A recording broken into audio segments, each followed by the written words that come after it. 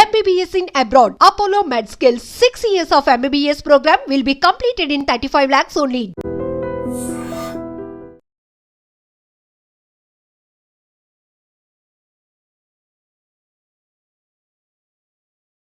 ఇద్దరు software employees కాబట్టి కొంత పని భారం ఎట్లాగూ ఉంటుంది. అండ్ ఈ అమ్మాయి సుష్మా రీసెంట్లీ మ్యారీడ్, అట్లాగే కన్సీవ్ అంటే గర్భవతి కూడా.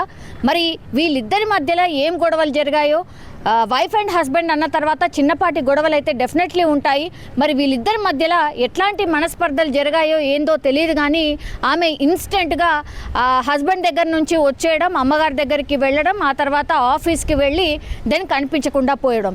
సో ఆలోచించడానికి కూడా ఆమె టైం ఇవ్వనట్టు లెక్క.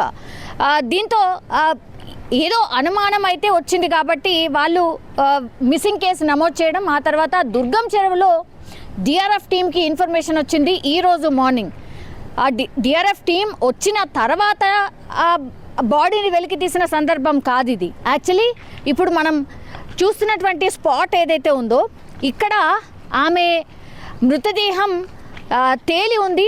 మార్నింగ్ వాకర్స్ వస్తూ ఉంటాయి, దుర్గం చెరువు దగ్గర ఒక బాడీ కనిపించింది అని ఇక్కడున్న వాళ్ళు చెప్పడం, ఆ తర్వాత వెంటనే డిఆర్ఎఫ్ టీంకి ఇన్ఫర్మేషన్ ఇవ్వడం, అండ్ డిఆర్ఎఫ్ టీం వచ్చి ఎవరు ఏంటి అనేది తెలుసుకునే ప్రయత్నం చేసినప్పుడు ఇప్పుడు సుష్మా అనే అమ్మాయిది అని తేలడం అయితే జరిగింది. ఇంకోటి ఏంటంటే 8-8:30 ప్రాంతాల్లో నిన్నటి నుంచి కూడా కనిపించకుండా పోయింది కాబట్టి పూర్తిగా ఒకవైపు సర్చ్ ఆపరేషన్ ఒకవైపు జరుగుతోంది, ఇంకోవైపు ఏమో ఈ అమ్మాయి మృతదేహం ఇప్పుడు దుర్గం చెరువులో కనిపించడం జరిగింది. సో ఇవి రెండు మ్యాచ్ అయ్యాయి కాబట్టి అప్పుడు పోలీసులు నిర్ధారణకు వచ్చారు. ఎస్, సుష్మా కోసం నిన్న మిస్సింగ్ కేసు ఏదైతే నమోదైందో ఈరోజు దుర్గం చెరువులో ఆమె బాడీ తేలినటువంటి పరిస్థితి కనిపిస్తోంది.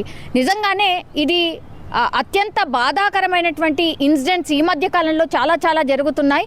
అండ్ స్పాట్లో డిఆర్ఎఫ్ టీం చేరుకొని ఆమెని బయటికి తీసిన తర్వాత పేరెంట్స్కి ఇన్ఫర్మేషన్ ఇచ్చారు కాబట్టి అప్పుడు ఈ అమ్మాయి సాఫ్ట్వేర్ ఎంప్లాయీ, అట్లాగే ఈమె జీతం వచ్చి కూడా ఏం మామూలుగా కూడా లేదు, 80,000 నుంచి ₹1,00,000 జీతం. అట్లాగే హస్బెండ్ కూడా సాఫ్ట్వేర్ ఎంప్లాయీ, ఈమె కేవలం 27 సంవత్సరాలు మాత్రమే.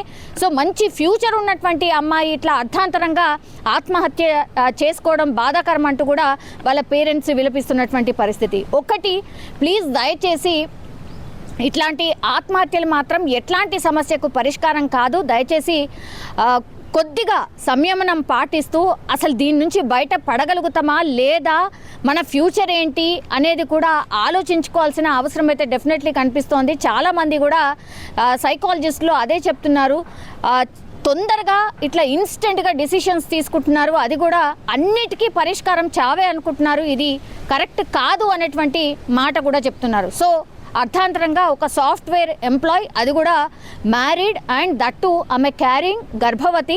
సో జస్ట్ వాళ్ళ హస్బెండ్తో చిన్నపాటి గొడవ, ఆ తర్వాత ఆమె పూర్తిగా ఒకటేసారి ఈ డిసిషన్ తీసుకోవడం, అంటే నేను చనిపోవాలి అంతే, దీనికి ఇదే పరిష్కారం అని డిసిషన్ తీసుకోవడం, ఆ తర్వాత వచ్చి ఇక్కడ దుర్గం చెరువులో ఆత్మహత్య చేసుకోవడం అయితే జరిగింది.